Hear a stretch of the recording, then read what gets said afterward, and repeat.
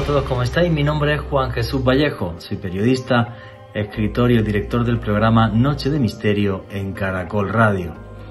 Hay guerras que, aun costando millones de muertos, se han mantenido en secreto, intentando tapar la historia con 1001 argucias, como por ejemplo sucedió en el genocidio que encabezó Leopoldo II de Bélgica en el Congo.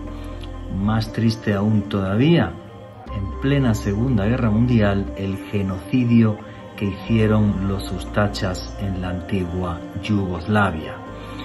Triste incluso que grandes asesinos que han matado decenas de miles de personas hasta hace muy poco en África, como el caso de Joseph Kony, sea algo hoy prácticamente en el olvido. ¿Queréis saber más sobre este tipo de injusticias y de barbaridades que nos oculta la historia? Pues no os perdáis este podcast de Noche de Misterio, Guerras Secretas. En Caracol Radio, Guerras Secretas.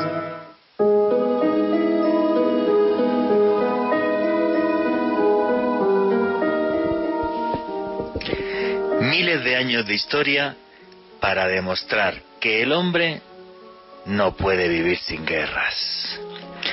Hace muchísimos miles de años eran con palos y piedras, luego fueron con lanza y espada, y más tarde la pólvora cambió el tablero del juego.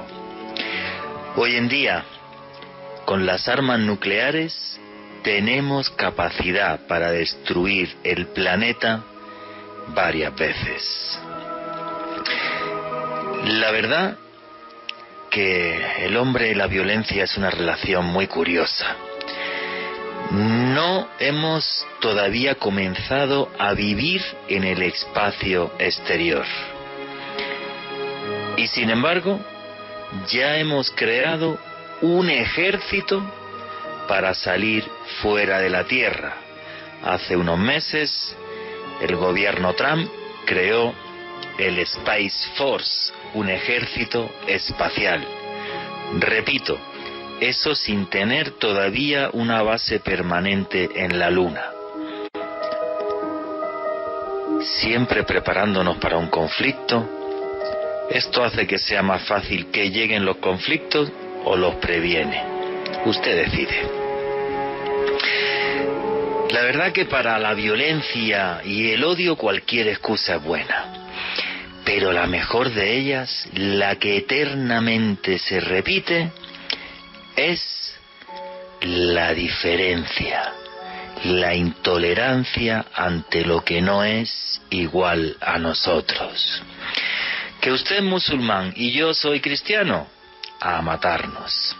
Que usted es de izquierdas o yo de derecha o al revés, a matarnos. Que usted, por ejemplo, ya es judío y pertenece a una minoría, ya no, directamente a exterminarlos.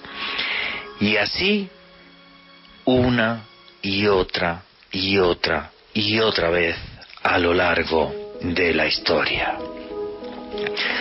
Hasta hace muy poco, hasta hace décadas, unos países solían invadir a otros para aumentar su poder, su riqueza. Y es curioso que esto ya no suceda, o de hace muchos años que no sucede. Pero no es porque ahora respetemos los derechos humanos, seamos mejores personas. ¿Qué va? La realidad es que el equilibrio nuclear de las superpotencias pone a raya los intereses de los tiranos. Perdón. Somos tan necios, tan egoístas, que el temor a una guerra nuclear ha provocado en la actualidad lo que muchos historiadores y expertos llaman la época de mayor paz de la historia. Y repito, esto no es porque seamos mejores personas, sino porque la amenaza de destrucción que hay para el que vulnere esa norma es la devastación total. Y así pasó, así sucedió en lo que fue la primera guerra del Golfo, cuando Irak invadió Kuwait. Así que los países no se invaden los unos a los otros, no porque ahora seamos mejores personas, repito, porque temen las represalias internacionales al romper el equilibrio geopolítico mundial. Y todo esto, al menos para mí, es algo que me parece muy triste. Y es que además, no solo eso, ha habido guerras donde ha habido miles, millones de muertos durante el siglo XX, les hablo, finales del XIX, y se han silenciado por ser incómodas. O sea, las guerras se dieron, hay fotos, datos, hechos, todo comprobado, pero de esto, calladitos. Mejor no hablamos porque los actores tienen un gran poder o porque es incómodo hablar sobre ellos. Se ocultaron, además, para que los cabecillas muchas veces no fueran sentenciados, como pasó, por ejemplo, en la región china de Manchuria a manos de los japoneses. Luego les vamos a hablar de todo esto. O porque el actor político que hay detrás de las matanzas es de un signo o de otro. Y entonces ya directamente todos callados. Pues ¿saben lo que pienso de esto? Que la verdad es algo tan poderoso, tiene tal fuerza que es capaz de abrirse camino incluso entre las sombras. Contar esa verdad, hacer un homenaje a las víctimas, desde mi punto de vista, sí es necesario. Sobre todo para que ese tipo de infamias no se repitan eternamente. ¿Alguno de ustedes no ha soñado alguna vez con un mundo sin guerras? Pues yo pienso que esto solo pasará cuando la tolerancia sea obligatoria en todas las escuelas del mundo como una asignatura más. Entendiendo que la diferencia es un regalo que Dios o que los dioses nos hicieron, porque crearon un mundo que es mágico gracias a que es diverso. No le tengamos miedo a la diversidad y a que cada uno crea u opine lo que le salga de su corazón o de su alma. Si actuáramos así, tendríamos un mundo muchísimo mejor. Pero nuestro egoísmo hace que siempre pensemos que lo nuestro es lo mejor y que nos rodea un halo de perfección. Pues sepan ustedes que el hombre es hombre porque es tremendamente imperfecto. Buenas noches, noctámbulos. Mi nombre es Juan Jesús Vallejo. Los que queráis seguirme en redes sociales, mi Twitter es @JuanGVallejo, Juan J.E. Vallejo. Después del programa pondré algunas fotografías de algunas de estas guerras secretas. Mi Instagram y en Facebook me podéis buscar como Juan Jesús Vallejo. El tema del que os vamos a hablar esta noche, que es un tema que la verdad que me ha preocupado hace muchos años y que es parte de mi último libro, Conspiración, cómo nos manipulan las élites del mundo. Hay un capítulo que le dedico a esto porque creo que la violencia es algo que nunca debería de taparse, debería de ponerse a ojos de todo el mundo para que nunca se repita. Nadie tiene la razón absoluta como para tener el poder de quitarle la vida a otros seres humanos, simple y sencillamente porque son diferentes a ti. Y veréis que esto de la diferencia continuamente se repite en la historia. Todos vuestros comentarios y todas vuestras preguntas a través del numeral Guerra Caracol. Repito, vuestras preguntas y comentarios a través del numeral Guerra Caracol. Y aquí lo que hacemos es periodismo de misterio. Nosotros os ponemos los hechos encima de la mesa y ustedes deciden qué hay detrás y qué no. Qué pena que el hombre tenga que seguir haciendo ese tipo de conspiraciones para tapar las barbaridades de antaño. Y a mí lo que me gustaría es que jamás se repitiera ningún tipo de barbaridad. Repito, aquí somos una gran familia, nadie más que nadie. Me encanta la libertad de todos mis oyentes. El numeral para sus opiniones y preguntas es Guerra Caracol. Y ya sin más preámbulos comenzamos a dar este repaso por una historia desconocida de finales del siglo XIX y del siglo XX. Alejandro Bernal, buenas noches, compañero, amigo, ¿cómo estás? Muy bien, Juan Jesús, un saludo para usted, para Richie en los controles, para nuestra invitada estelar de esta noche, Joana Arenas, y desde luego para nuestros oyentes, entre quienes están Ofelia Peña, Gladys Ferro, Gata del Páramo, Andrés en Popayán, No Easy Way Out, el fantástico Carechimba, Jair Chaux en Cali, Marcos Mejía y su esposa Gabriela Valencia en Ciudad de México, y desde luego para todas las personas que nos escuchan en este momento en directo a través de las diversas emisoras de Caracol Radio en el país, también quienes se conectan con la app de Caracol Radio en Android y también quienes nos escuchan en A la Carta Caracol por internet, y desde luego un saludo a la distancia a quienes nos sintonizan por podcast. Como ustedes siempre lo saben, mi frase de batalla es porque el periodismo de misterio y el misterio es cultura, y en esta noche haciendo un repaso por la historia que muchas veces Juan Jesús no nos cuenta en los libros y que sin lugar a dudas creo que nos va a indignar a todos. Sí, es una historia silenciada que a mí me parece especialmente triste, y creo que cuando hice mi último libro, Conspiración, cómo nos manipulan las élites del mundo, lo que comentaba siempre y el leitmotiv del libro es: el poder corrompe. Por desgracia el poder corrompe, sea blanco, verde o amarillo el que lleve ese poder, y es una pena que ese poder se haya ejercido para hacer una violencia absurda, sobre todo lo que fue hasta mediados del siglo XX.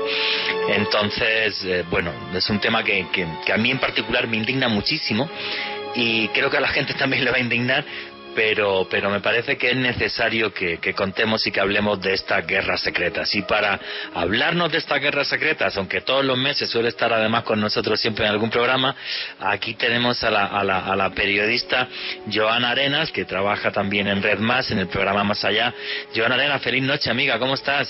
Hola Juanje y Alejandro, un saludo para ustedes, un saludo también para todas las personas que hasta ahora se conectan con el periodismo de misterio, y es real lo que usted cuenta, Juanje. Estas historias de hoy realmente son indignantes, pero son historias que hay que contar para ver si de pronto en algún momento no se vuelven a repetir, porque también considero, Juanje, que con el pasar del tiempo estas guerras van evolucionando, van cambiando de matices, pero finalmente siguen estando presentes en toda nuestra historia.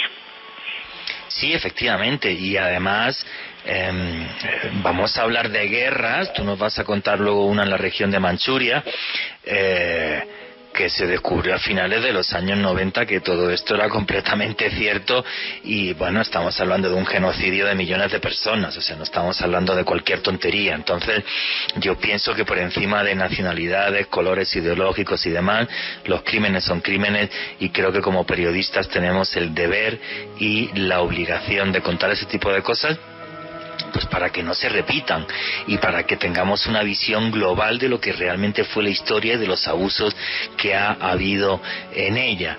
Entonces vamos a comenzar, si os parece, con más preámbulos, aunque estamos a 4 minutos del boletín informativo. Se lo digo a Alejandro Bernal para que no se enrolle demasiado ahora mismo, y luego seguimos, que es el que va a empezar a hablar.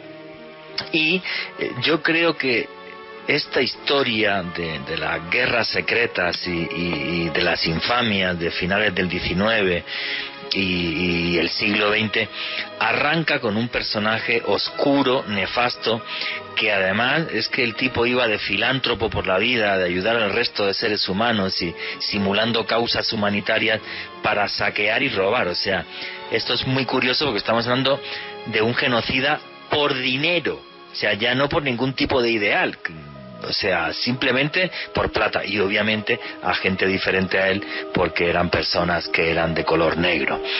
Y yo creo que, sin más preámbulos, Alejandro Bernal, ¿quién fue Leopoldo II de Bélgica? Pues Juan Jesús, estamos hablando sin lugar a dudas de uno de los monarcas más polémicos de la historia.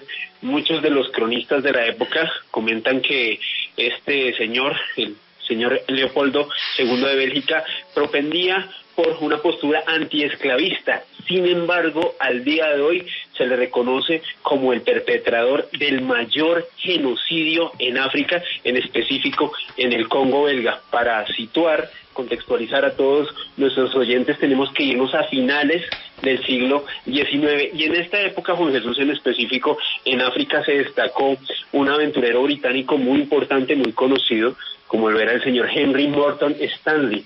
Resulta que pues este señor, de acuerdo a algunos artículos y crónicas que hizo el escritor Richard Burton, pues el señor Henry Morton Stanley le gustaba ir a África a hacer exploraciones y dispararle a las personas negras, a las personas de color, como si fueran monos, simplemente con el ánimo de divertirse, como si fuera un deporte más. Tristemente así lo consignan los libros de historia. Y pues pero perdona, que esa historia también es súper silenciada, porque Stanley, como explorador, fue de los más importantes de la época, y es una historia que a los británicos, obviamente, pues no les gusta que se sepa, que este señor era tan bruto que efectivamente iba matando a negros por el camino porque le apetecía y le gustaba, como el que fuera matando a un hipopótamo. O sea que no estamos hablando de cualquier cosita, ¿eh? Exactamente, Juan Jesús, a pesar de su fama, pues era un tipo que tenía unos métodos bastante discutibles. Pues bueno, resulta que durante los años 1884 y 1885, muchas de las grandes potencias de Europa se reunieron en Berlín, la capital de Alemania, para repartirse África. Y bueno, y en este contexto apareció Leopoldo II, pues tratando de impulsar su imagen como benefactor para lograr conseguir un buen puñado de tierras para su país, para Bélgica, para colonias. De acuerdo a los datos de algunos historiadores, el señor Leopoldo II de Bélgica logró conseguir un territorio en colonias en África 20 veces mayor al tamaño de Bélgica. Así de impresionante fue el territorio que este señor consiguió para su país.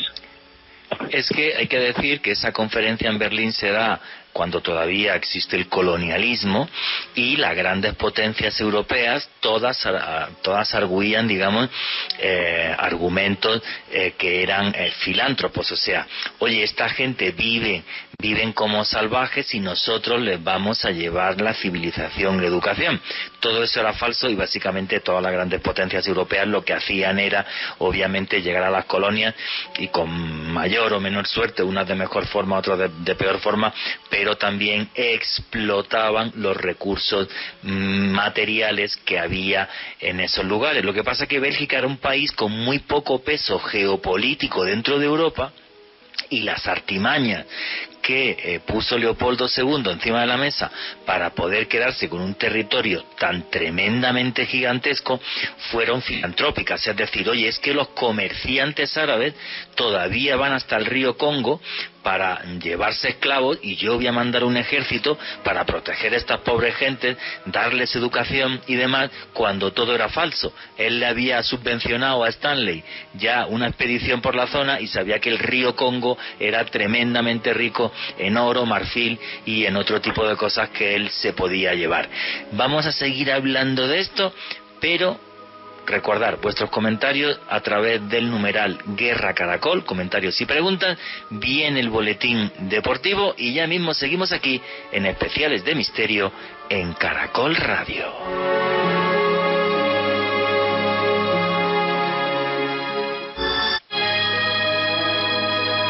Continuamos con Guerras Secretas.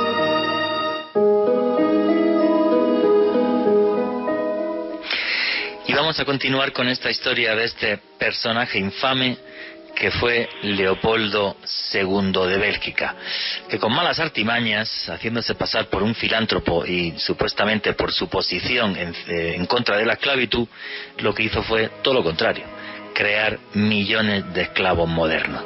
¿Cómo fue ese comienzo de Bélgica y de Leopoldo II en el Congo?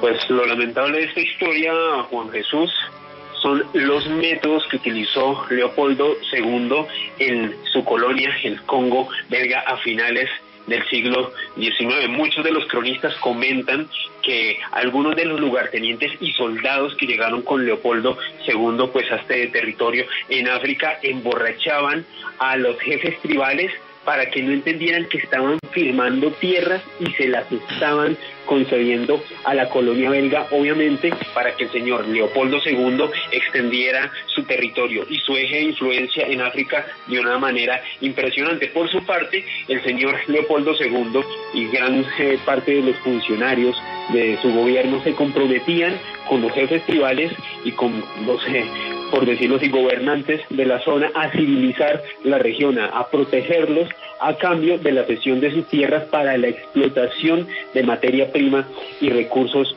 en minerales. En este contexto, Juan G., el señor Leopoldo II crea algo que se conoce como la Force Publique, que era un grupo paramilitar que era integrado por soldados blancos de diversas partes de Europa, soldados que estaban entrenados para la guerra y entrenados sobre todo también en métodos de tortura.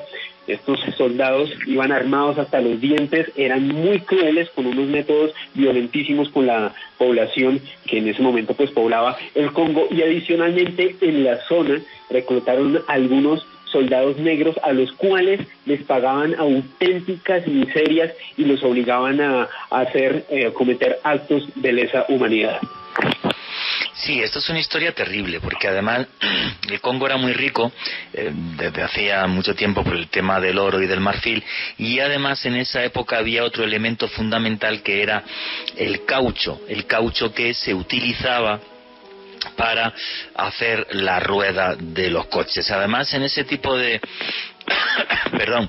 de firmas que hizo con los caciques locales y con los jefes tribales, aparte de emborracharlos y regalarles cajas de licor y llegar en plan su amigo, pues muchas veces se firmaba esa cesión de tierra, bien porque supuestamente se iban a hacer obras públicas que nunca se hicieron, y luego también pues algunas veces esa compra era a cambio de, que esto es bastante triste, a cambio incluso de camisetas de algodón, o sea, gente que andaba semidesnuda y les daban un puñado de camisetas de algodón, y a cambio de eso pues le pedían la explotación comercial durante un siglo de 50.000 hectáreas, o sea, la verdad que la cantidad de atrocidades que hizo este señor tiene muy poco parangón en la historia. Y aparte ya os digo, o sea, lo hizo pura y duramente por plata, sin ningún tipo de ideología política detrás. ¿Y cómo se desarrolla entonces ese contacto entre ese grupo paramilitar, la Force Publique, donde había mercenarios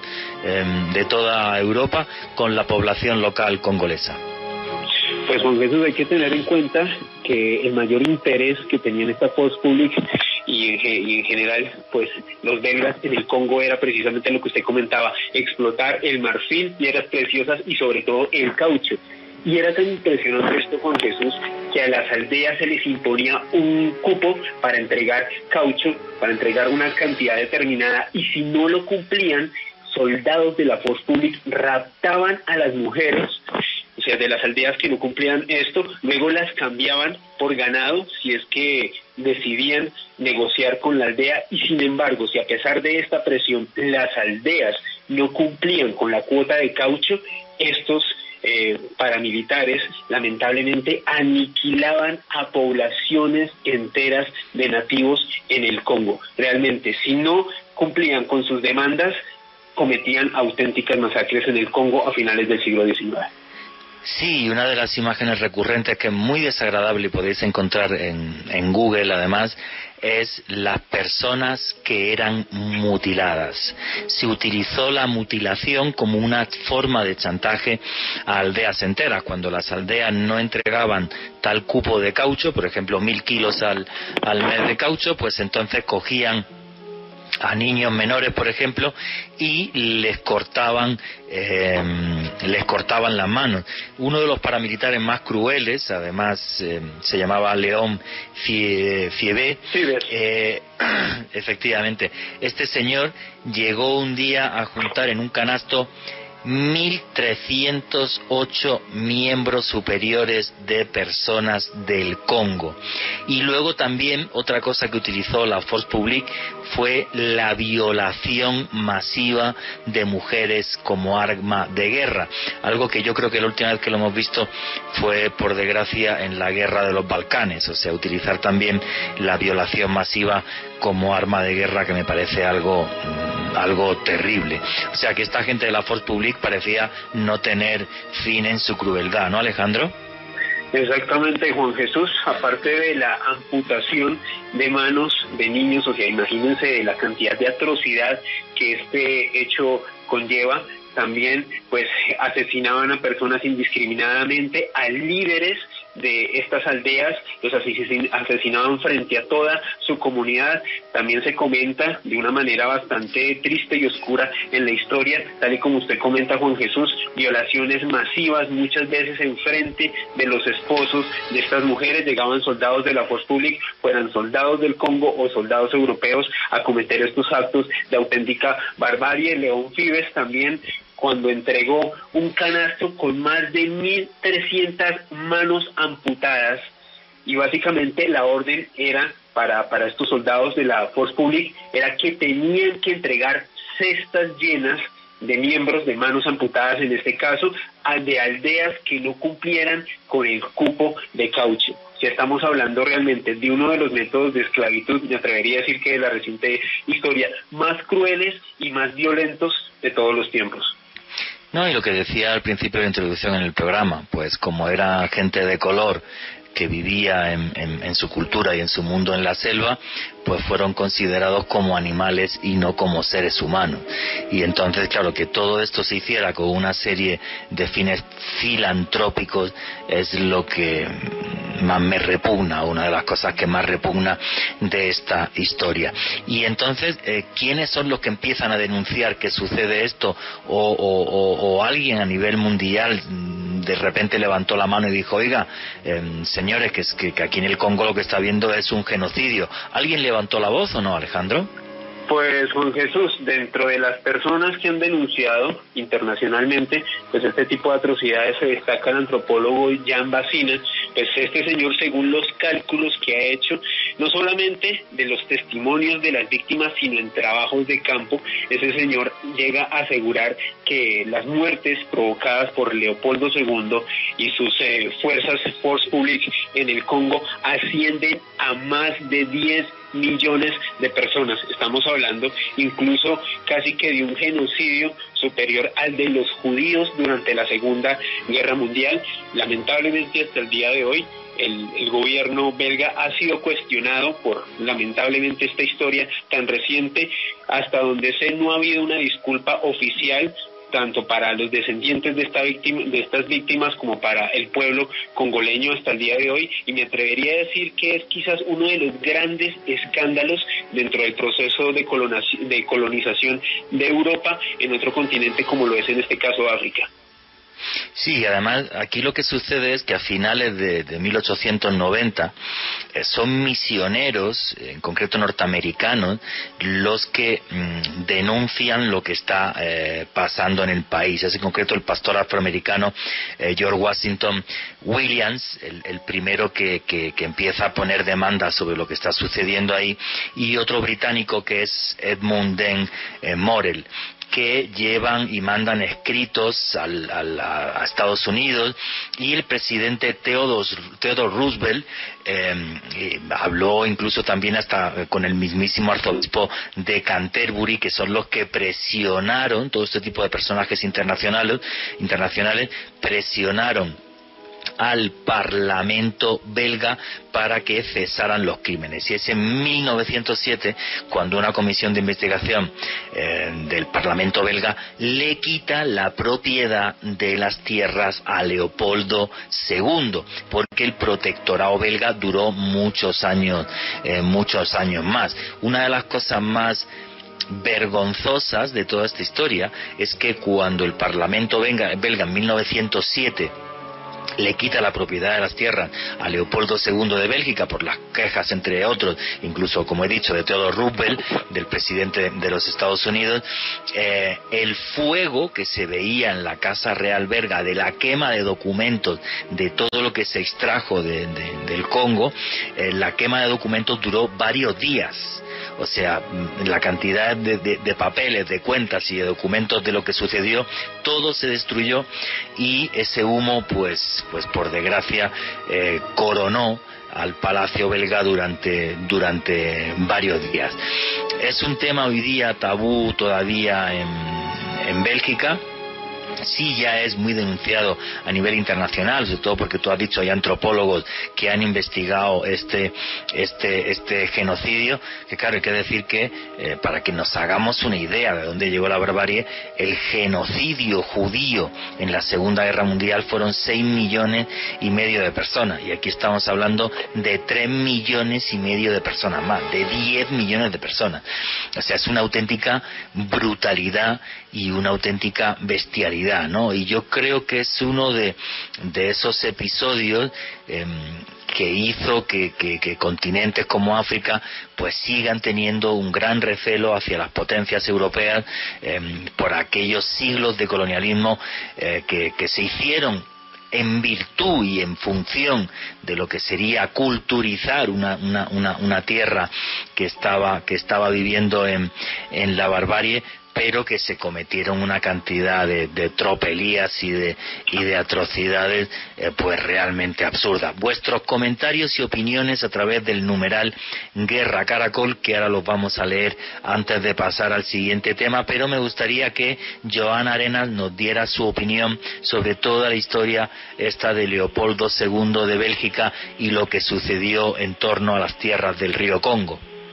Juanje, pues como lo decían ustedes, es un tema muy, muy controversial, incluso hasta la actualidad, pero yo quisiera complementarle un detalle con el tema del corte de las manos, que incluso también lo hacían dentro de los miembros de la fuerza pública, dentro del ejército, y lo hacían porque ellos debían demostrar que no malgastaban las balas de las que disponían, que debían ahorrar esas balas para lo que era necesario. Entonces lo que hacían era que si de pronto uno de estos militares o policías quizás hacía un tiro inadecuado o de pronto gastaba una bala innecesariamente, pues lo que hacían para poder demostrar que la habían usado correctamente era cortarle la mano a algún civil y poder llevar esa mano en esas cajas que además pedían para contabilizar, dependiendo de las balas que habían gastado, esa era la misma cantidad de manos que debían demostrar a las personas, pues a sus superiores, para saber que sí habían utilizado adecuadamente esas balas. O sea, era completamente un horror. En Bélgica también hay un museo específicamente que se llama Museo de África, destinado a todo el tema de la colonización, y es un lugar que está entre los odios y los amores, precisamente por todas las personas o los ciudadanos de este país, porque algunos claramente consideran que no debería existir, que el tema de la colonización fue algo aterrador, que no deberían darle protagonismo a este personaje y a todas las cosas tan malas que surgieron alrededor de que él estaba allí gobernando, pero hay muchos otros que dicen también, incluso muchos historiadores de ese país, que aseguran que los crímenes que se cometieron no fueron tan atroces y que quizás la gente está exagerando. Hay muchos que plantean eso, pero Juan Jesús, yo creo que a lo largo de la historia nos hemos dado cuenta que realmente el tema de las colonizaciones en diferentes partes del mundo pues llevan consigo un legado de sangre, de horror, que pues claramente también tenemos que hablar de eso.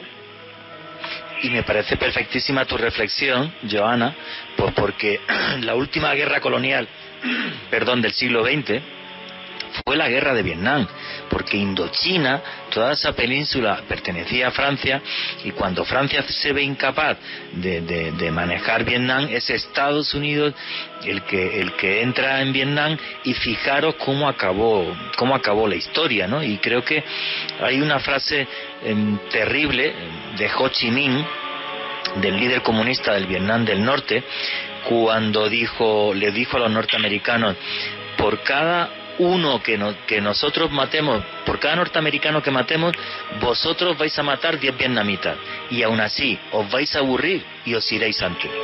O sea, fíjate, o sea, ya las potencias o sea, los países no aguantan que venga otro a decirte: oiga, eso es un inculto y necesita que la civilización se la lleve yo y tal. Y yo que he tenido la suerte de viajar mucho por Oriente Medio, norte de África, por ejemplo, pues por Egipto, pues queda mucho odio todavía a esas potencias colonizadoras por lo que hicieron, sea Francia, sea Gran Bretaña. Entonces, claro, se crean odios al final que duran siglos y que pasan de generación en generación. Alejandro Bernal quería comentar algo.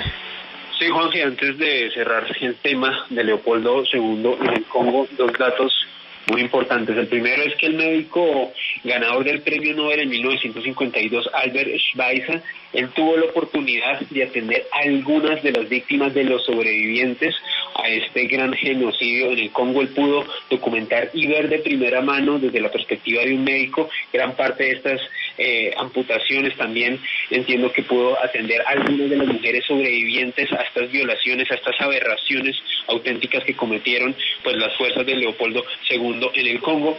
Y lo segundo es que en mi Twitter, @alebernal3 con doble S, con el numeral de esta noche, Guerra Caracol, les acabo de compartir un artículo de Infobae donde está documentado de una manera bastante amplia este proceso de colonización de este personaje tan polémico como lo fue Leopoldo II de Bélgica. ¿Y qué es lo que están preguntando ahora mismo los tuiteros y nuestros oyentes, los noctámbulos, a través del numeral Guerra Caracol? En este episodio, yo creo que es el episodio más triste y desagradable de lo que fue el colonialismo en el último siglo. O sea, no hay un genocidio que se le pueda comparar a este. ¿Qué están comentando los tuiteros? Aquí Ciudadano Omega nos comenta lo siguiente: gracias por visibilizar estos genocidios perdidos en el silencio macabro de los manipuladores siniestros de la historia.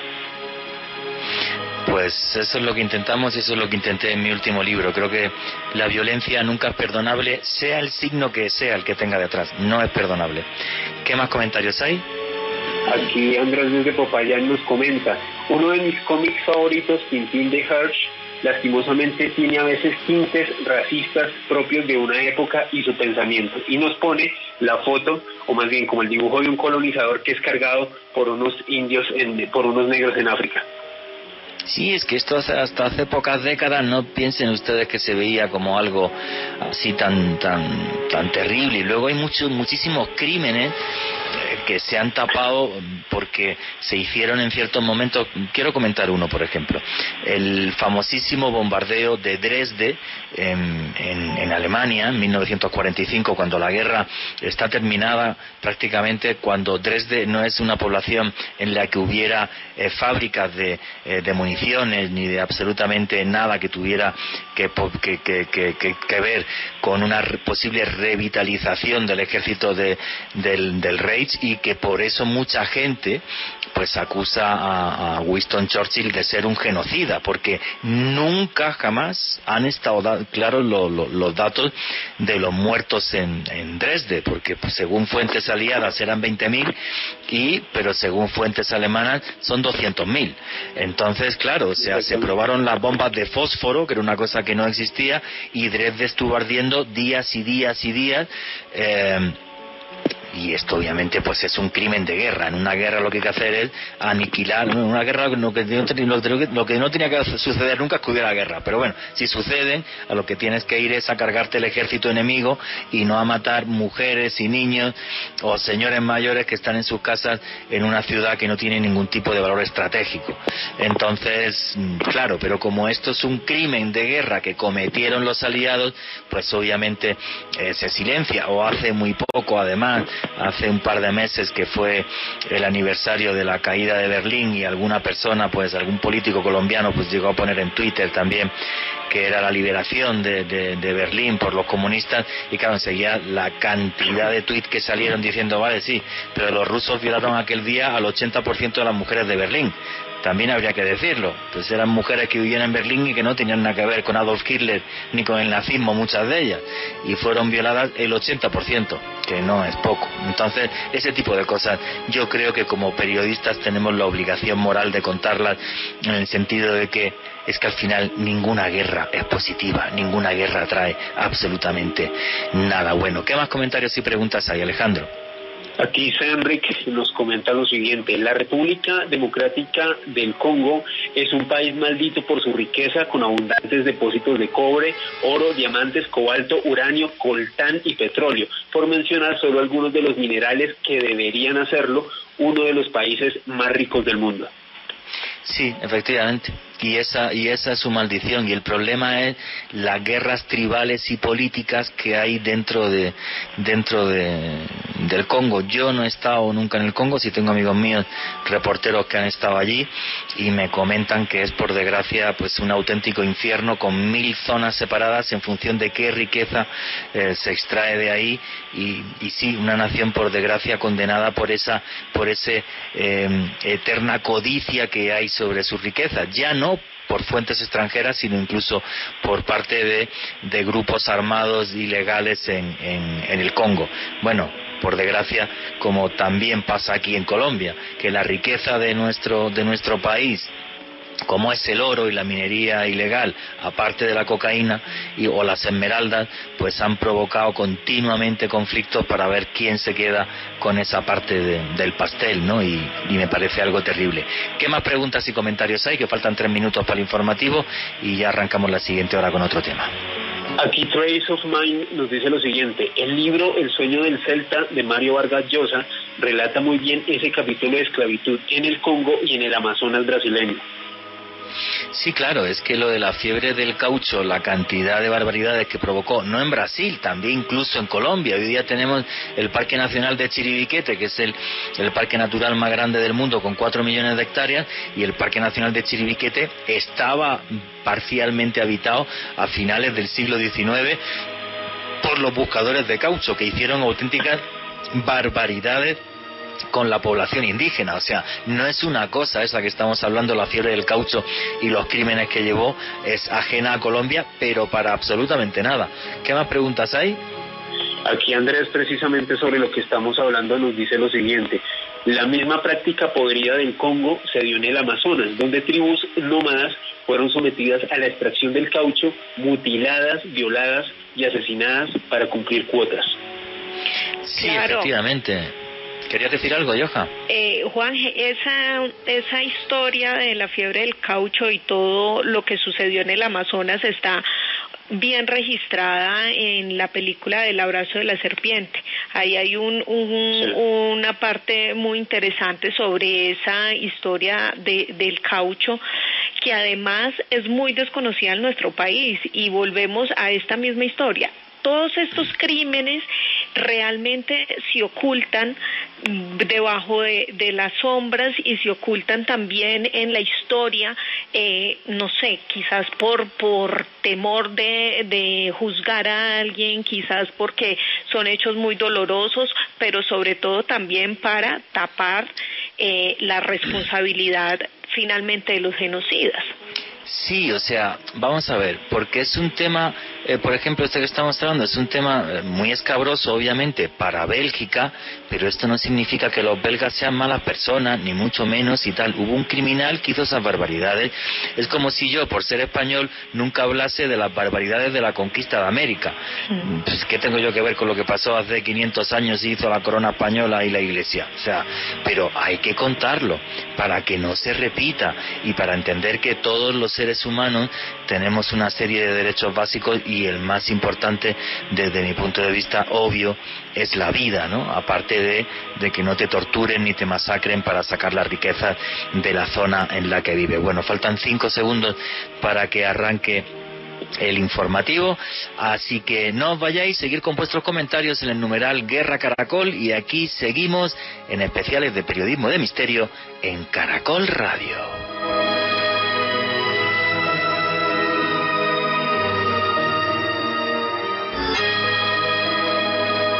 Continuamos con Guerras Secretas.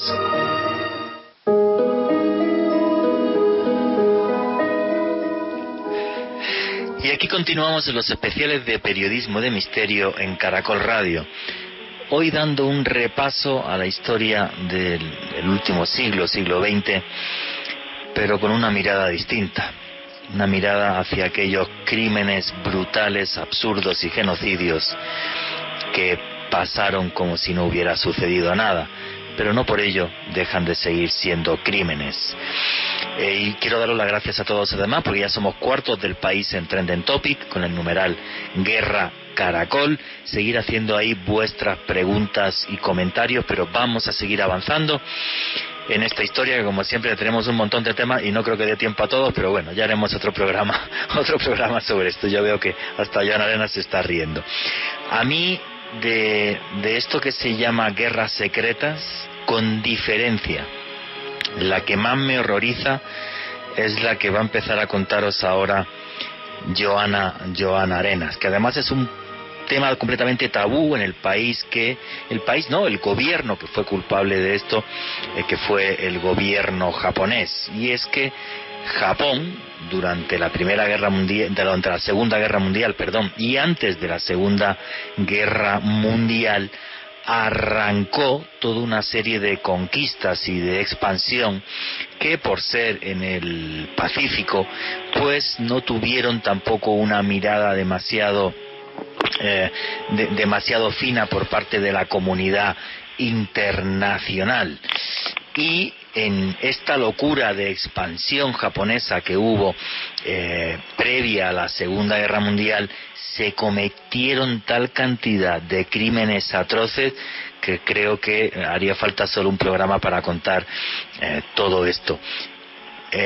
Joan Arenas, ¿qué sucedió cuando Japón conquista una zona de China que es la región de Manchuria? Pues Juanje, uno de los peores horrores quizás de la humanidad, y fue la creación del escuadrón 731, de la unidad 731, pero para hablar de eso hay que hablar también de su líder, que fue Shiro Ishii, un personaje que era un microbiólogo adjunto del ejército japonés. Este personaje estaba un poco obsesionado con toda la guerra bacteriológica, con tratar de crear armas que fueran completamente letales. Este tipo desde 1928 fue agregado militar en Europa y también viajaba constantemente a Estados Unidos, y allí fue donde precisamente se familiarizó con todo este tema de las investigaciones biológicas. Justo para esa época ya se había firmado el protocolo de Ginebra, que dentro de él tenía prohibido el uso de agentes químicos y bacteriológicos. Y digamos que ese punto de prohibición le generó a él esa obsesión, esa necesidad de crear precisamente esas armas, porque decía, pues si son prohibidas es porque realmente son letales y efectivas, y esa es la manera claramente de crear más, la manera de combatir al enemigo, pero también la manera de hacer de alguna manera fuertes a nuestros soldados e inmunes a cualquier tipo de cosas. Era un tipo de perfil bajo realmente en el ejército, pero poco a poco iba escalando, era un tipo muy estratégico, iba escalando y digamos que su primera gran hazaña fue precisamente cuando en una región de Japón se dio un brote, una epidemia de meningitis, y él pudo a través de un filtro de agua pues frenar la expansión de esa enfermedad, y allí pues por supuesto ya empieza a estar en el radar de sus superiores. Ya en 1932 es cuando llegan a Manchuria, a esta localidad de China, y allí en ese lugar crean la unidad 731, que según ellos era la unidad para el suministro de agua. Se llamaba así como la unidad antiepidémica de suministros de agua. Pero claro, realmente... Hay que decir varias cosas. O sea, cuando se produce la conquista de Manchuria, y todo esto hay que ponerlo en contexto con una corriente de pensamiento japonesa muy parecida al nazismo que se llamaba Kodoha. Uh-huh. Y efectivamente, pues con este pensamiento del Kodoha es con el que el ministro de la guerra, Sadao Araki, que es el gran responsable de todos los crímenes que hizo Japón, es el que le paga todos los viajes al señor Shiro Ishii, sobre todo a Europa, porque en Europa quedaron las secuelas de las armas químicas utilizadas en la Primera Guerra Mundial.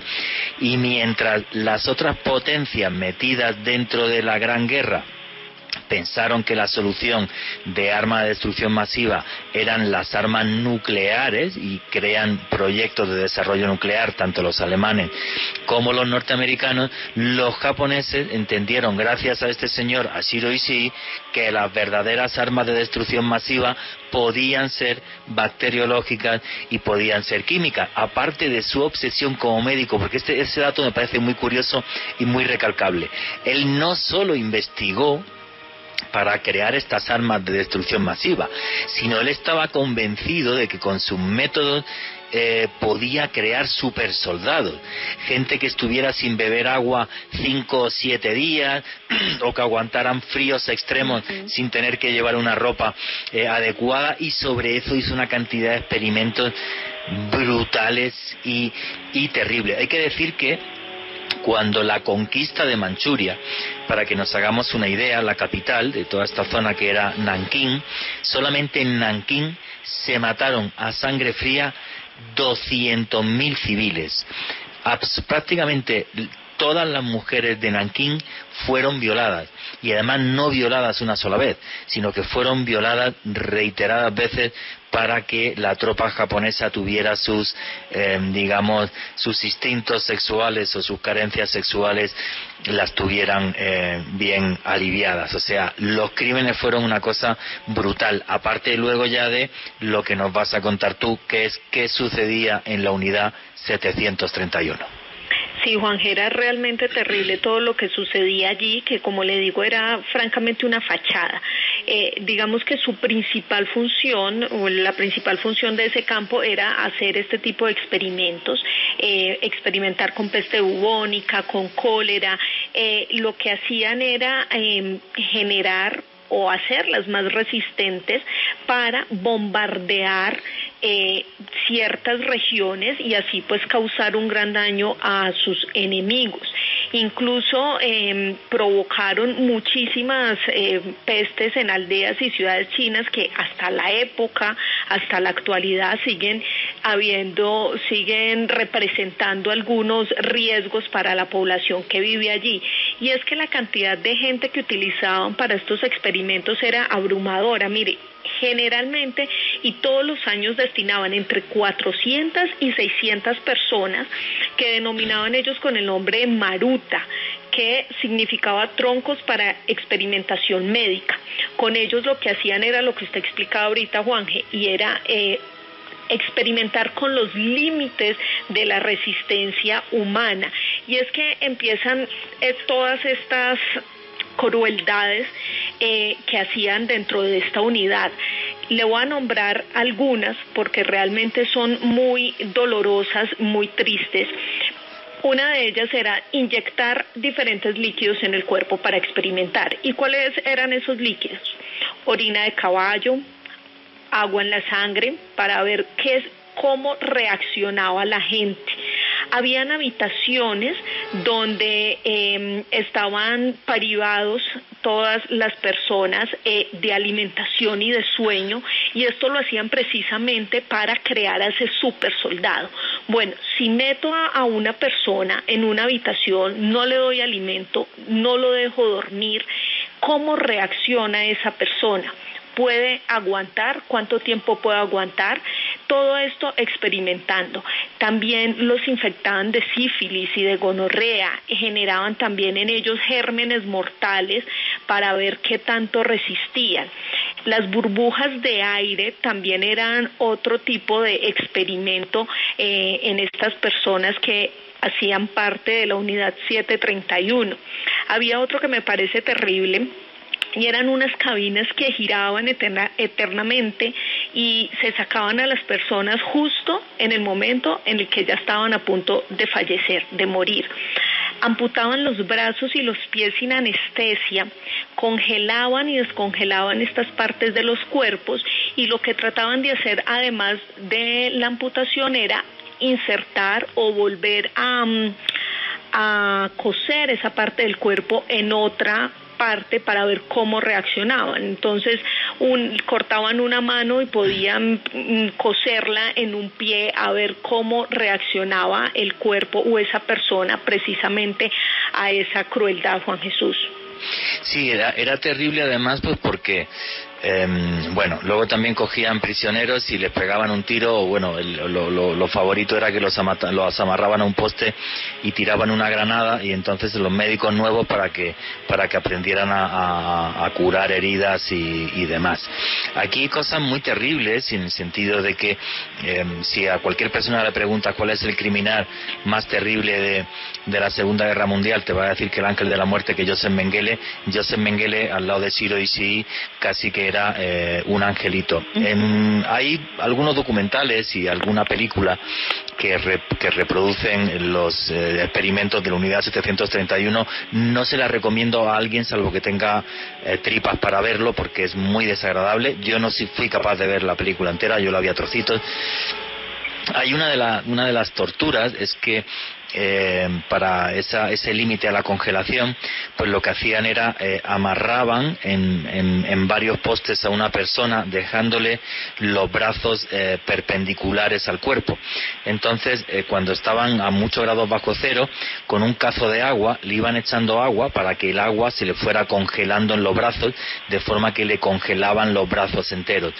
Y luego lo que hacían delante de los alumnos de medicina era, para ver los efectos de la congelación, de un tirón le arrancaban toda la carne de los brazos porque estaba completa y absolutamente congelada. O sea, es una crueldad donde la medicina se mezcla ya con algo que yo pienso que este señor tenía que tener alguna patología, y era un auténtico psicópata, como era un psicópata, como fue un psicópata Joseph Mengele, porque realmente lo que hicieron fue una auténtica brutalidad. Alejandro Bernal, quería comentar algo. Juan Jesús, las víctimas de estas atrocidades perpetradas por Shiro Ishii y la unidad 731 no tuvieron que ver únicamente con ciudadanos chinos, con estos marutas, como llamaban de manera muy despectiva pues a estos prisioneros a quienes les hacían estas experimentaciones, sino que también utilizaron a prisioneros de guerra estadounidenses y rusos, a quienes también los llevaron a experimentar, a soportar el límite de los rayos X, y algunos de ellos también los emplearon para hacer vivisección en directo, es decir, les hacían incisiones, los cortaban, los abrían sin ningún tipo de anestesia y comenzaban a realizar cualquier tipo de atrocidades. Sí. Eso es. Dale, Joja.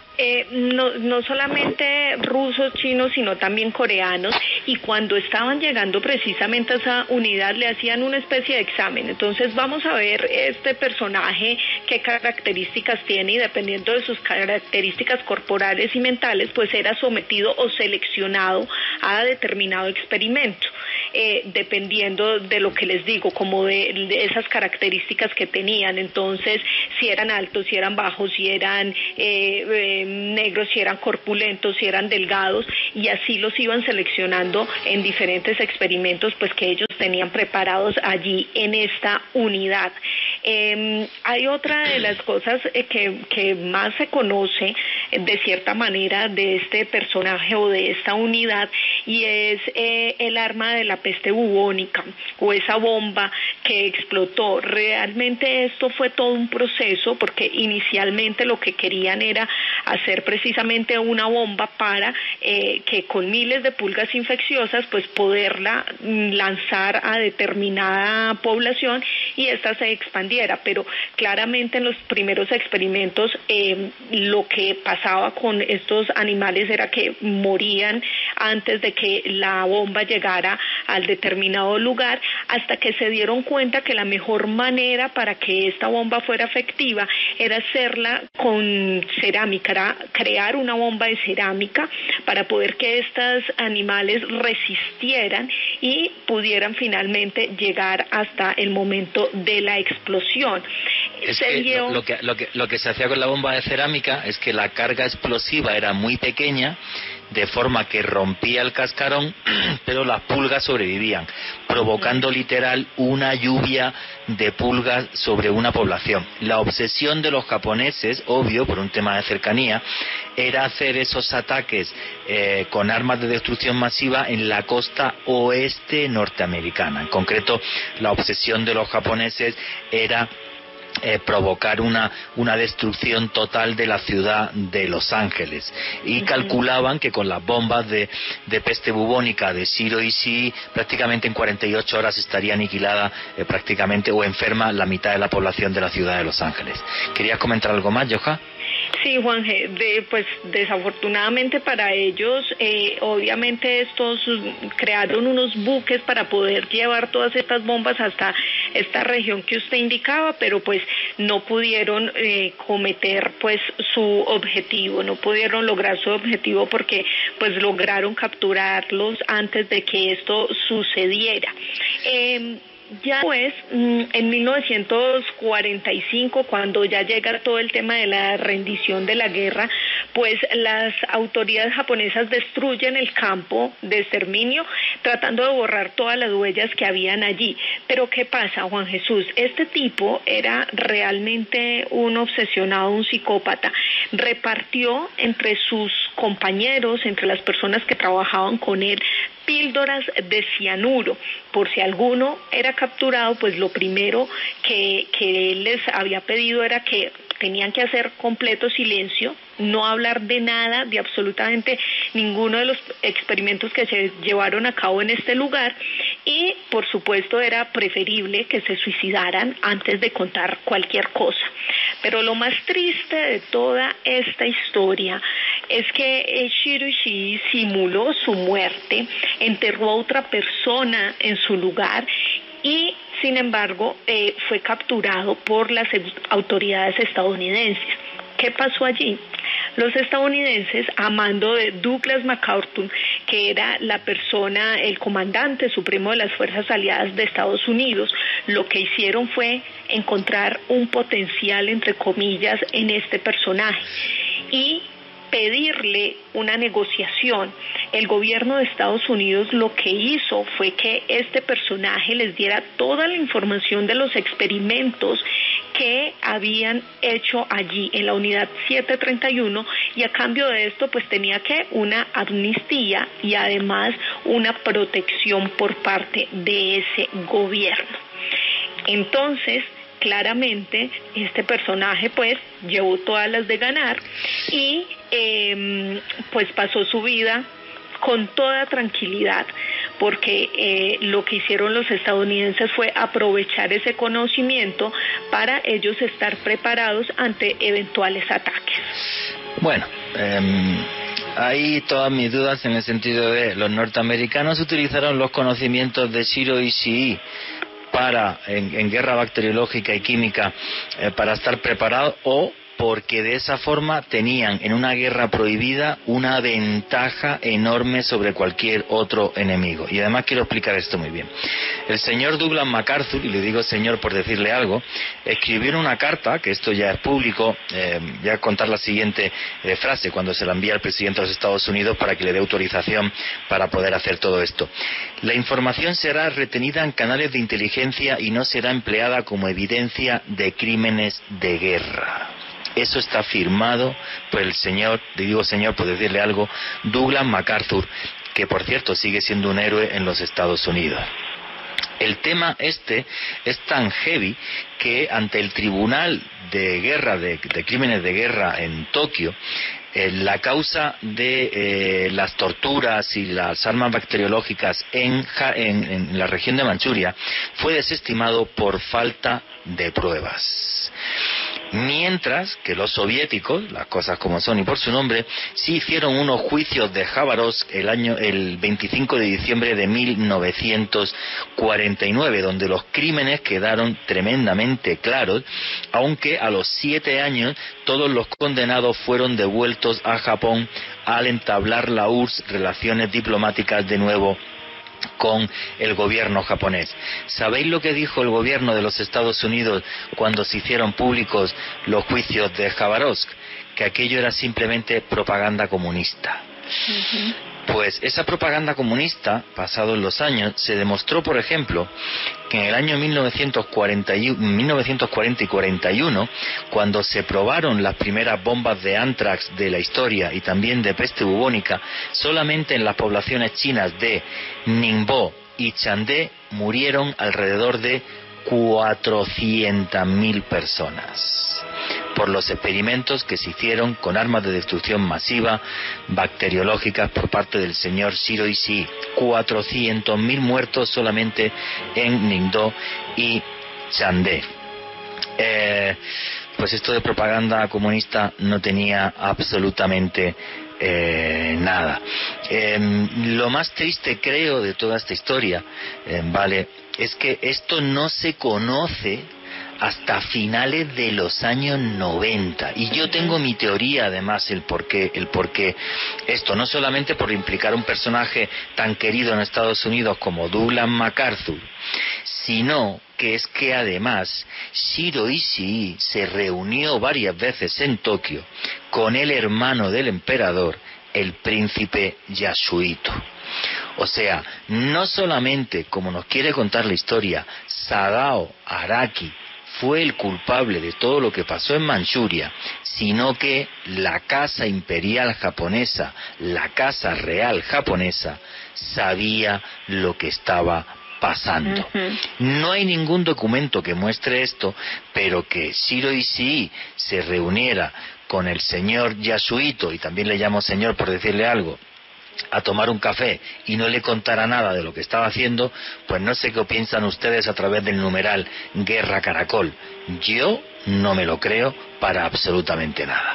O sea que siempre por parte de Japón hubo un interés muy claro en que la Casa Real japonesa no tuvo nada que ver con los crímenes que sucedieron en China, ni con la expansión territorial japonesa, sino que todo fue el señor Sadao Araki, que obviamente luego fue ajusticiado por los norteamericanos, pero siempre dejando a la Casa Real aparte, mientras que este episodio en concreto sí implica a la Casa Real japonesa en todos estos crímenes. ¿Querías comentar algo, Johan? Sí, Juanje, y de hecho, ¿por qué este programa se llama Guerras Secretas? Precisamente por eso, porque esta información estaba muy escondida. En Japón casi nadie habla de esto, está completamente prohibido, claro, está completamente prohibido. Y esta historia la destapó The New York Times en 1998, como usted lo decía, y empezaron a contar un poco de qué era lo que se trataba, cuáles eran esos experimentos que se habían hecho, y precisamente también relacionaron toda la oligarquía o toda esta casa japonesa en esas relaciones con Shiro Ishii, y a partir de allí en Japón se censura toda la información de esta unidad y de este personaje. No puede haber nadie que hable de esto en ese país con libertad. Nadie puede hacerlo. Incluso algunas personas se han visto afectadas, algunos medios de comunicación quisieron hablar del tema y fueron censurados por el gobierno japonés porque aseguran que esta historia es completamente falsa y que lo que realmente había en esa unidad eran simplemente la protección y el cuidado del agua, como habían dicho inicialmente. Claro, además, como todo este terreno fue destruido, pues hay muy poca evidencia de lo que sucedió realmente allí en ese lugar. Hoy día es un museo, porque muchos pabellones no se pudieron destruir porque los dinamitaron mal, pero sí que decir, antes de que llegue el boletín de deportes, sí me gustaría decir lo siguiente. O sea, esto se destapa porque en 1998 200 ciudadanos chinos demandan al gobierno japonés por los crímenes. Entra por medio el New York Times, manda allí reporteros, se da cuenta de que toda esta historia es real, lo hace público a nivel mundial, y la Corte Suprema japonesa, años después, no niega los crímenes, simplemente le niega la indemnización a estas 200 personas que demandaron por ser crímenes de guerra. Hay que decir también que es muy importante que la BBC mandó en el año 2002 a diferentes periodistas para poder hacer un documental sobre esto y pudieron entrevistar, que esta entrevista es crucial, a uno de los médicos que trabajó en la unidad 731, que es Yoshio Shinozuka. Y Yoshio Shinozuka, llorando, dijo delante de las cámaras: hice lo que ningún ser humano debería haber hecho jamás.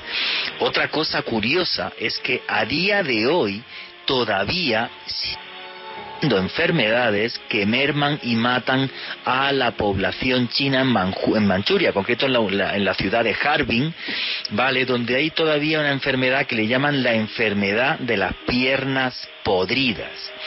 Fijaros lo que es esto. Yo vi por primera vez lo de la enfermedad de las piernas podridas en un documental, luego lo cotejé en 2 documentales más, por eso lo puse en mi libro, en Conspiración, cómo nos manipulan las élites del mundo. Buscarlo en Google, no aparece. Y la enfermedad de las piernas podridas se sigue produciendo porque las ratas de Harbin todavía llevan anthrax modificado genéticamente en su piel. Y un señor está cultivando tomates o lechugas y le pasa cerca una de esas ratas, o una de esas ratas pasó por ahí y las piernas se le van podriendo durante toda su vida. Esto es público por parte del gobierno chino y el resto del mundo calla, porque aquí el tema, ¿y qué opináis a través del numeral Guerra Caracol? ¿Debería pagar el gobierno japonés a un señor hoy día que se le pudren las piernas por experimentos que se hicieron allí durante los años 40? ¿Qué opináis a través del numeral Guerra Caracol? Vamos ya al boletín deportivo. Espero vuestros comentarios en el numeral Guerra Caracol sobre esto que os digo. Y no os vayáis, que ya mismo siguen los especiales de Periodismo de Misterio en Caracol Radio.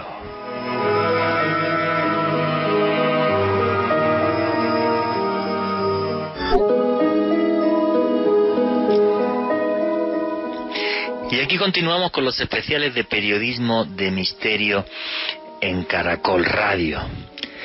Qué barbaridad lo que pasó en la región de Manchuria, en China, y qué barbaridad que a día de hoy siga muriendo gente por los patógenos modificados genéticamente que quedaron en la región, y que esto, como os digo, ¿no? Cuando escribía mi último libro no lo podía encontrar en Google y lo cotejé a base de documentales, ¿no? Me parece algo increíble. Bueno, ¿qué es lo que está comentando los tuiteros ahora mismo a través del numeral Guerra Caracol sobre esta historia que hemos contado de la unidad 731 y el criminal Shiro Ishii? Aquí Julián Marauder nos comenta lo siguiente: cuando se marca el aniversario de la invasión japonesa cada año, las ciudades chinas hacen sonar las alarmas como si viniesen los aviones japoneses a bombardear de nuevo, para que así la gente nunca se olvide del horror causado por este evento. Y por eso las tensiones geopolíticas en el mar de China todavía a día de hoy entre Japón y China, por toda esta historia, efectivamente. Aquí Gerardo Herrera nos comenta lo siguiente: ¿conocen algún documental en Netflix que hable sobre la unidad 731? Ninguno. Yo los dos documentales que vi, uno fue en Discovery Channel y otro en el canal Odisea. Aquí Juan Sebastián Tupaz nos dice lo siguiente: Men Behind the Sun es una película del año 1988 que narra la trágica historia de las víctimas que sufrieron por parte de este Escuadrón 731, cruda, tétrica y completamente bizarra. Sí, las imágenes de esa película son súper duras, es lo que comentaba antes, muy, muy duras. ¿Qué más comentarios hay? Carlos Andrés Ortiz: ¿es verdad que existe una cultura de racismo en Japón con sus vecinos coreanos y chinos? No, los países no son ni buenos ni malos, siempre digo lo mismo.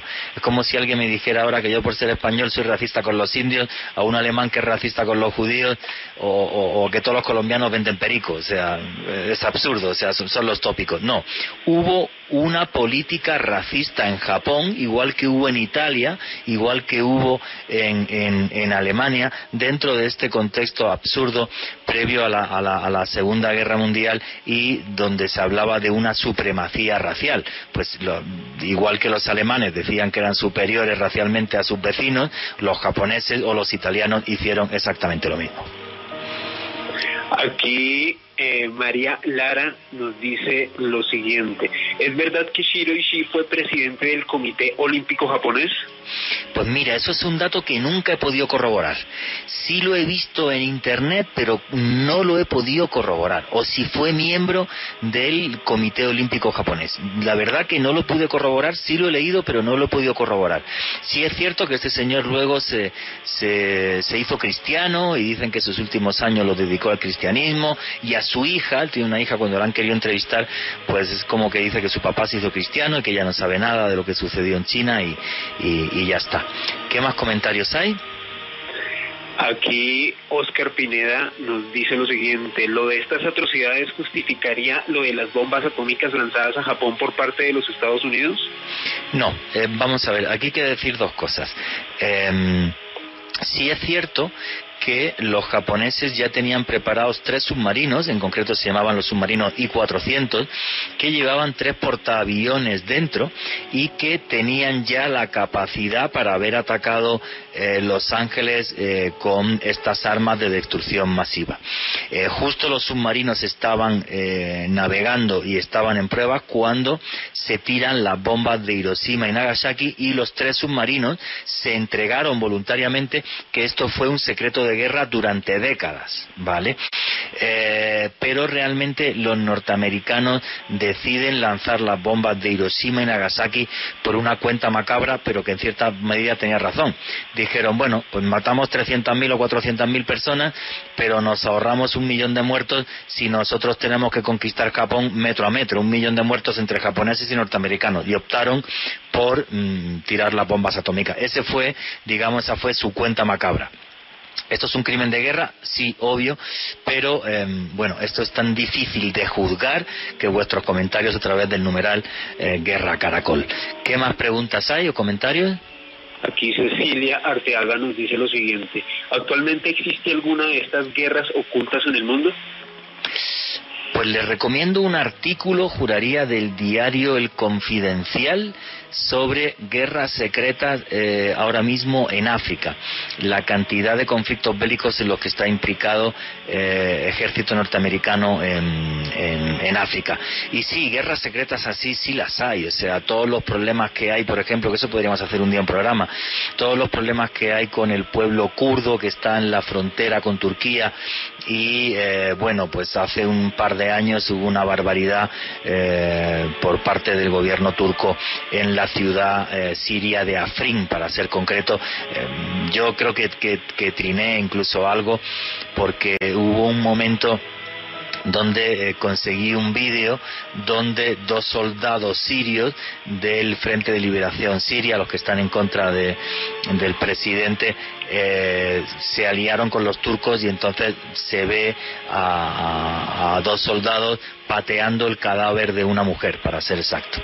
Y yo cuando vi el vídeo reconozco que casi vomito y triné, porque la comunidad internacional no hizo absolutamente nada. O sea, se retiraron los norteamericanos, y si no se meten los rusos por medio a pactar con los turcos y tal, aquello hubiera acabado muchísimo peor. Claro que guerra secreta sea de hoy. Guerra secreta, esto de Afrin yo creo que es lo más heavy que ha pasado en los últimos años, y fue terrible, y la comunidad internacional no dijo nada, ni esto fue noticia en prácticamente ningún lado, O sea, no pensáis que fue noticia, que va, para nada de nada.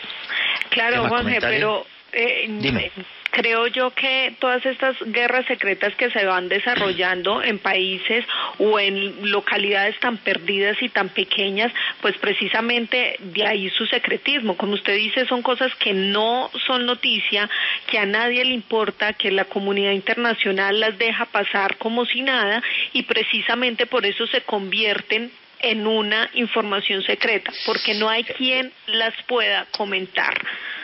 Bueno, por ejemplo, lo de Afrin se comentaba gracias a las redes sociales desde gente de Afrin, y fueron asociaciones que estaban que están a favor del pueblo kurdo, de todos los problemas que tiene el pueblo kurdo, las que hicieron públicas esas imágenes, o por ejemplo ese vídeo, ¿no? Y llegó a ser tendencia en Twitter, pero muy muy flojita, porque claro, el problema ahí es que primero no había periodistas en Afrin. Segundo, eso implica criticar al gobierno turco, e implica criticar a las fuerzas de liberación siria, que en principio son unas fuerzas que están en contra de la tiranía de Assad y tal, y todo esto implica criticar al gobierno de los Estados Unidos, que armó a los kurdos y creó a los famosos peshmergas para que atacaran a ISIS, pero cuando ISIS desapareció dijeron, yo te he armado y tal, pero qué pena contigo que yo me voy. Y ahí te quedas, ¿sabes? Uh-huh. Y además implica geopolíticamente hablar bien a favor de Rusia, que son los que se metieron por medio, como diciendo, oye, a ver, relajaos aquí todos, que esto se está yendo de las manos. Entonces tiene tal cantidad de implicaciones geopolíticas, y luego como vivimos en un mundo tan polarizado, que si digo algo ya soy de derechas o de izquierdas, pero ¿qué tiene que verse de derechas o de izquierdas con decir, oye, señores, que están matando un montón de gente en Afrin, que esto es una barbaridad? ¿Vale? Entonces, claro, pues esto hace que los medios de comunicación no se quieran complicar, y salvo un loco como yo, que hago un tipo de programa como este, que supuestamente debería estar hablando de fantasmas y ovnis, y además no me complicaría nada, pues lo hago y tal, no sé, porque estoy loco o porque soy una especie de Quijote del siglo XXI, pero efectivamente todas las connotaciones geopolíticas hacen que se calle, ¿no? Como es, por ejemplo, claro que se silencia toda esta historia de Siro y sí. ¿Por qué? Porque implica que los norteamericanos fueron cómplices de un crimen de guerra por dejarlo pasar, y implica ni más ni menos que a la Casa Real japonesa. Entonces, claro, pues mejor todos nos callamos y listo, porque es incómodo. Yo en cambio opino que no. Yo no tengo nada en contra ni de Estados Unidos ni de Japón. Tengo una amiga japonesa, tengo amigos norteamericanos, pero es lo que he dicho antes, o sea, no contamos nunca un día la conquista española de América porque yo soy español. No, eso no significa ser anti-español. Simplemente hay que contar las cosas, yo creo, para que no se repitan y no queden en la impunidad. Pero por desgracia, esta señora que preguntaba, sí, ¿guerras secretas a día de hoy? Sí. ¿Haré un programa de eso? No. ¿Para qué quiero más problemas? Vale. Entonces, pues listo, algún día a lo mejor cuéntalo con el canal de YouTube, pero si lo cuento en el canal de YouTube directamente me lo desmonetizan, o sea, pues ¿qué hago? Pues a lo mejor en mi próximo libro sí lo contaré, y ya, listo. ¿Qué más preguntas y comentarios hay? Aquí Edson Giraldo nos dice, no tan secreta la guerra entre Armenia y Azerbaiyán. Lo que sí no es muy evidente son la cantidad de intereses de los grandes de uno y otro lado. Sí, claro, Armenia además es una zona muy triturada ya desde el genocidio armenio que se dio por parte de los turcos hace muchísimo tiempo. Entonces también es una zona, por desgracia, repleta de conflictos. ¿Qué más comentarios y preguntas hay, Alejandro? Aquí Diego Ferreira, Shiro Ishii fue un gran genocida de manera muy especial, el cual usaba a los chinos como ratas de laboratorio, usaba cualquier químico para mejorar su ciencia. Lo peor fue después de la Segunda Guerra Mundial, cuando los Estados Unidos lo perdonaron por sus aportes. Claro, y eso también implica un señor que es un héroe en Estados Unidos, que es el general Douglas MacArthur. Por eso es mejor estarnos todos calladitos. Una pregunta más y seguimos. Aquí Jay Chaux nos pone una foto de Slobodan Milosevic y nos dice: el carnicero de los Balcanes, la atrocidad más notoria fue el genocidio de albaneses en el sur de Kosovo en 1999. Pues mira, hoy no va a dar tiempo a hablar de todo eso, pero solo quiero contar una anécdota porque quiero que termine Josh Arenas hablando de un señor que se llama, también le digo señor por decir algo, Joseph Kony. Yo quería haber hablado hoy de los Ustachas, no ha habido tiempo. Mira, a mí me pasó una cosa muy curiosa un día con una amiga mía que trabaja en Naciones Unidas. Y esta amiga mía, pues hicimos un viaje hasta Madrid en un carro que yo tenía alquilado. Y esta amiga vivió 5 años en Sarajevo. Ella vivió 5 años en Sarajevo y hubo un momento en ese viaje hacia Madrid que ella me dijo: oye, de verdad, yo no soy racista, pero qué malos son los serbios, lo que hicieron en Bosnia. Y yo le respondí: ¿a que no te ha contado nadie lo que hicieron los bosnios en la Segunda Guerra Mundial con la Waffen-SS bosnio musulmana? ¿Y a que no te ha contado nadie lo que hicieron los ustachas croatas con los ortodoxos serbios? Y me dijo no. Y cuando le conté la historia, dijo: madre mía, no hay ni buenos ni malos. Dije: eso es, no hay ni buenos ni malos. Los países no son buenos ni malos, ni son malos los serbios, y son buenos los croatas, o son malos los... No.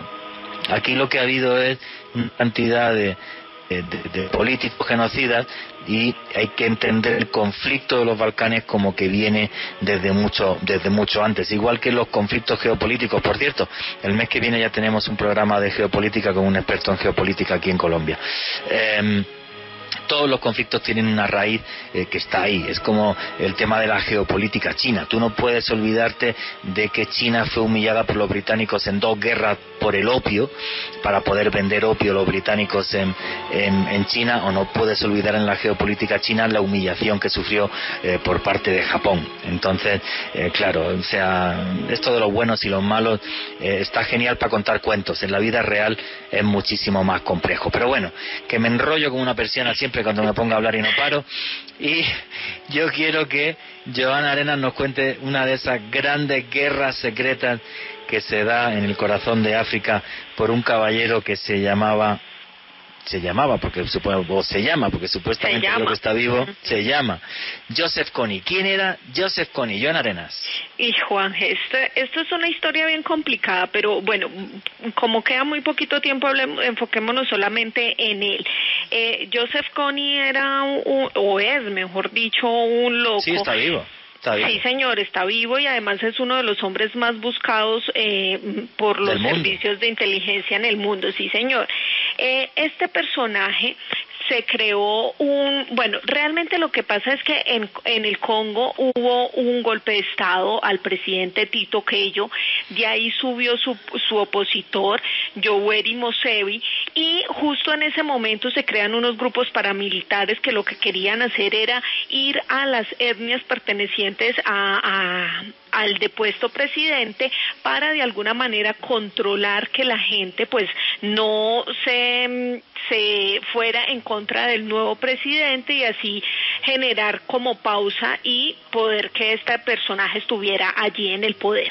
Y a partir de eso pues se generan una serie de matanzas y violaciones masivas pues en varias localidades de este país. Y de allí sale una mujer que se llama Alice Auma.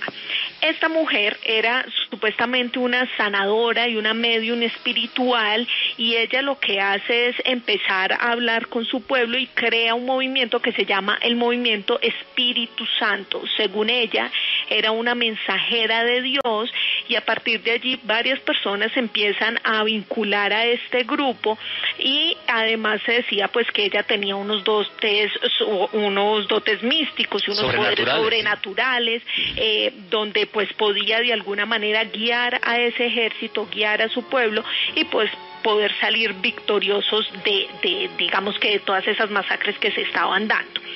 En 1987, pues el ejército de la bruja, como era conocido, este grupo que ella creó, pues es aniquilado y ella decide apartarse de este ejército, apartarse de este grupo e irse a otro lugar hasta que muere en el 2007.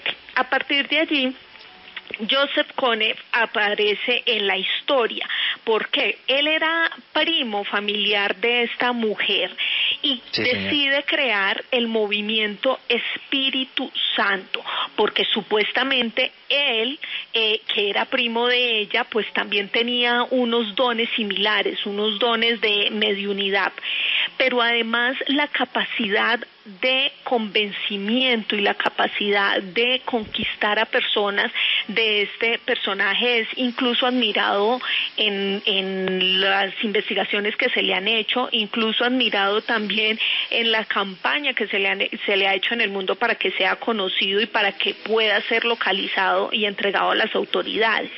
Este personaje tiene una característica muy particular y es que estaba metido en la selva y tenía la capacidad de moverse de un lado al otro sin que sus enemigos pudieran localizarlo. Adicional a esto, pues siempre se creaba historias alrededor de él diciendo que precisamente esos poderes sobrenaturales lo ayudaban a blindarse, a estar pendiente, a saber cuándo iban a llegar sus enemigos para capturarlo. Pero en este ejército empiezan a haber cosas realmente terribles. Este personaje forzó a más de 20,000 niños a unirse a este movimiento. Perdona, Yoka, 60,000, secuestró 60,000 niños. 60,000. Ok, Juanje, secuestró ok, sí, las cifras son un poco... Bailan, sí, complicadas, pero bueno, el caso es que una de las atrocidades que este personaje hacía con estos niños justo al ingresar al ejército era hacerlos asesinar a su familia. Los mismos niños tenían que matar a sus papás, a sus mamás, a sus hermanos, y esto ¿con qué finalidad? Para poder que quedaran solos y él, a través de sus teorías, a través de su habladería, lo que hacía era convencerlos de que su única familia estaba dentro del movimiento Espíritu Santo y pues claramente no se iban a ir de allí porque no tenían a dónde regresar. Pero no solamente fue esto, las niñas también fueron abusadas sexualmente, pero también cuando alguna persona que estaba dentro del ejército quería huir o se rebelaba frente a alguna situación, lo que hacían era cortarle sus labios y le hacían comer ese pedazo de carne que le habían quitado de su cuerpo. Es una cosa realmente aterradora. Le cortaban la nariz, le cortaban las orejas, les cortaban los labios y los obligaban a comerse su propia carne. Es un tipo realmente atroz que, como les digo, todavía sigue vivo. Es uno de los tipos más buscados por la Corte Penal Internacional. Otra de las atrocidades que a mí me causa bastante terror es, por ejemplo, el corte de piernas. Habían personas que iban en bicicleta y lo que ordenaba Joseph Kony era que todo el que iba en bicicleta le cortaran una pierna, porque según él, quienes iban en bicicleta eran informantes, estaban merodeando para sacar información y para llevar a las autoridades el lugar o la ubicación donde estaba él, y por eso era importante cortarle esa pierna para que ellos aprendieran que no podían dar esa información y aprendieran que las personas, el ejército nacional no los iba a proteger y que además tenían que ser fieles al ejército de la resistencia del Señor, que era pues el grupo que este personaje lideraba. Hay que decir una cosa, bueno, faltan 4 minutos y tengo que decir que la historia es tan tremendamente larga y terrible que no va a dar tiempo. Básicamente quiero resumir muy poquito y otro día, si te parece, Yoja, hacemos este tema, pero bien hecho. Hay unos artículos buenísimos que podéis consultar en internet de diferentes medios de comunicación donde han ido reporteros a Uganda, a la región de Acholi, que es donde pasaba todo esto, porque él era de la etnia Acholi, que se llama Los Niños Coni. Bueno, o sea, ese artículo me impactó mucho cuando lo leí, porque hay terapeutas que están intentando a esos niños sacarlos del estrés postraumático a través de la danza, del baile. Es algo muy terrible. Y solo quiero dar un dato. Este señor no está capturado, repito, esa historia hay que contarla bien porque es terrible, yo creo que le va a impactar al público. Y larga, Juanje. Sí, gracias, somos terceros del país en Trending Topic, pero yo quiero que deis vuestras conclusiones al final. Solo quiero decir una cosa que es un paradigma en esta historia. Uno de esos 60.000 niños, que es el único capturado de la cúpula militar de Joseph Kony, se llama Dominic Ongwen. Es el único capturado que hay. Lo capturaron en enero del año 2015 en la República Centroafricana. Está en manos de la Corte Penal Internacional. Y el problema ético aquí es el siguiente. Este señor, este tipo, Dominic Ongwen, es uno de esos 60.000 secuestrados. Un niño que secuestraron, al que le lavaron el cerebro y actuó como un guerrillero criminal hasta el momento en el que lo coge la Corte Penal Internacional. Y digo esto, que nos sirva de reflexión, porque por desgracia en Colombia a día de hoy sigue habiendo niños soldados. Qué pena tener que decir esto, pero aquí en nuestro país a día de hoy se siguen secuestrando niños por parte de organizaciones terroristas y eso me parece terrible. Y bueno, faltan 2 minutitos. Joana Arenas, tus conclusiones del programa de hoy. Juanje, para resumir, la historia de Joseph Kony se dio a conocer solo hasta el 2012, Juanje, y se dio a conocer por un proyecto de un colectivo que creó un video en el que mostraba todos los crímenes que este personaje había cometido, y precisamente lo que querían o quieren hacer con ese video es que la gente reconozca la historia y reconozca el personaje, por si en algún momento lo llega a ver en algún lado, pues lo denuncie, porque como les digo, pues tiene una sentencia o una orden de captura ante la Corte Penal Internacional. Es un personaje que va por la vida sin que nadie sepa dónde está, sin que nadie sepa absolutamente nada, y además sin pagar ni un minuto, ni un segundo por todos los crímenes que ha cometido. Entonces se dio a conocer gracias a este proyecto. Si no, seguramente nadie sabría de las atrocidades que este personaje cometió. Joana, tus redes sociales para que la gente te siga. Juanje, me pueden seguir a través de Joana Arenas Bedoya en Instagram o a través de Arenas B a través de Twitter. Pues muchísimas gracias. Alejandro Bernal, tienes 20 segunditos. Juanje, jueves 29 de octubre, una conferencia que estaremos haciendo con usted sobre misterios de Halloween. Toda la información en mis redes sociales, Facebook, Twitter e Instagram en @alebernalpress con ¡S. Muchas gracias. Bueno, señores, faltan 30 segundos y yo aquí os prometo que la historia de Joseph Kony un día la contaremos bien, porque merece la pena que la conozcáis. Y solo quiero decir una cosa: aunque las tinieblas parezca que ganan la batalla con personajes y hechos como este, nunca, jamás olvidéis que al final siempre triunfa la luz. Creo que es un deber como periodista informar de este tipo de hechos para que nunca jamás se repitan, y nunca olvidéis que vivimos en un mundo mágico, porque está repleto de misterio.